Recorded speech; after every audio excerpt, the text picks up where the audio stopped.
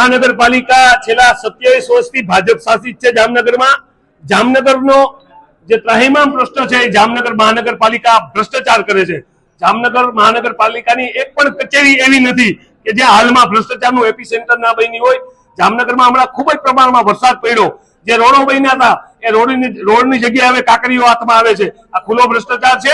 તળાવની પાળમાં પણ અમે આની પહેલા પણ કીધું કે ખૂબ મોટા પ્રમાણમાં ભ્રષ્ટાચાર થયો છે। આજે પણ એ ભ્રષ્ટાચાર આ લોકોની આંખ નીચે ચાલુ છે। જામનગરની આરોગ્ય શાખા હોય, જામનગરનો ઓવરબ્રિજ બનતો હોય, જામનગરના કચરાનો પ્રશ્ન હોય, જે જામનગરની જનતાના મુખ્ય પ્રશ્ન છે, એમાં ભાજપે ભ્રષ્ટાચારમાં ક્યાંય પાછું વળી નથી જોયું। આજે પણ જે જામનગર મહાનગરપાલિકાની સ્ટેન્ડિંગ કમિટી હોય છે ત્યાં ચેરમેન પણ પહેલા ભાજપની સંકલન મિટિંગમાં કેટલું ભાજપને દેવું અને કેટલું પ્રજાને દેવું એ નક્કી કરીને સ્ટેન્ડિંગમાં આવતા હોય, ત્યારે આ સ્ટેન્ડિંગ કમિટી હું કહું છું કે આ ભાજપની સ્ટેન્ડિંગ કમિટી ભ્રષ્ટાચારની સ્ટેન્ડિંગ કમિટી છે। અમે આનો વિરોધ કરીએ છીએ।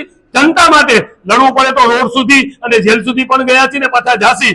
જનતાના પ્રશ્નોને અવાજ આપવું અમારું કામ છે। વિરોધ પક્ષમાં બેઠા છીએ ત્યારે આ ભ્રષ્ટાચારને ક્યારે પણ સહન નહીં કરીએ। આજે જામનગર ખાતે સ્ટેન્ડિંગ કમિટી ખાતે આજે ધરણા અને આ લોકોને ભાનમાં લેવા માટે ઉગ્ર સૂત્રોચ્ચાર કરીને આજે અહીંયા ધરણામાં બેઠા હતા।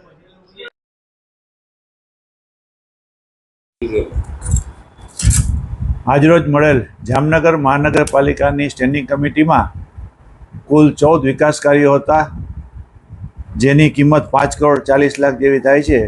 તે 14 કાર્યોને એજન્ડાને બહાલી આપવામાં આવેલ છે। આમાં મુખ્યત્વે જે ટીપી સ્કીમ 11, 20, 21 અને 23 એના જે રોડો જે ટીપી સ્કીમ મંજૂર થયા બાદ એ રોડ ખોલવાના થતા હતા, તે મેટલ રોડ બનાવી અને રોડ રસ્તા ખુલ્લા કરવાની કમિશનરશ્રીની આવેલ દરખાસ્તને બહાલી આપવામાં આવેલ છે। આ ઉપરાંત જુદા જુદા દરેક ડિપાર્ટમેન્ટના રોડ રસ્તાના દરેક કામોને બહાલી આપવામાં આવેલ છે। તે ઉપરાંત જામનગર શહેરમાં પડેલ વધારે વરસાદના હિસાબે જે રોડ રસ્તા ખરાબ થઈ ગયા છે, તે તાત્કાલિક ધોરણે રોડ રસ્તા આગામી તહેવારો પહેલાં રસ્તાઓ બધા મૂળ સ્થિતિમાં આવી જાય તેવી સૂચના સ્ટેન્ડિંગ કમિટીમાં અમારા દ્વારા કમિશનરશ્રીને આપવામાં આવેલ છે। વિપક્ષ દ્વારા જે વિરોધ કરવામાં આવ્યો હતો સ્ટેન્ડિંગ કમિટી દ્વારા એક્સેપ્ટ કરવામાં આવ્યો, આવી રજૂઆત મને કાંઈ મળેલ નથી। તેમના દ્વારા કોઈ આવી રજૂઆત ઠોર સબૂત સાથે જો મળે તો ચોક્કસ અમે એનો જવાબ આપશું। વિરોધ પક્ષ દ્વારા જે સ્ટેન્ડિંગ કમિટી દ્વારા ધરણા કરવામાં આવ્યા હતા, એ બીજા અલગ અલગ મુદ્દા લઈને કીધું કે ભ્રષ્ટાચાર છે ને સ્ટેન્ડિંગ કમિટી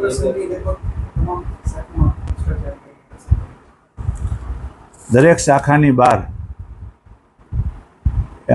જે એન્ટી કરપ્શનનો કાયદો છે તેના મુજબ એની ફોન નંબર, એન્ટી કરપ્શન ઓફિસનું સરનામું તે બધું દર્શાવવામાં આવેલ હોય છે। તો આવું કંઈ થતું હોય તો તેમને એન્ટી કરપ્શનને ડિપાર્ટમેન્ટની સાથે જાણ કરવી જોઈએ। અહીંયા ધરણા કરવાથી કોઈ આનો ઉકેલ ના આવે, એટલે આ માત્ર વિરોધ પક્ષ છે એ આક્ષેપ કરતા હોય તેવું લાગે છે।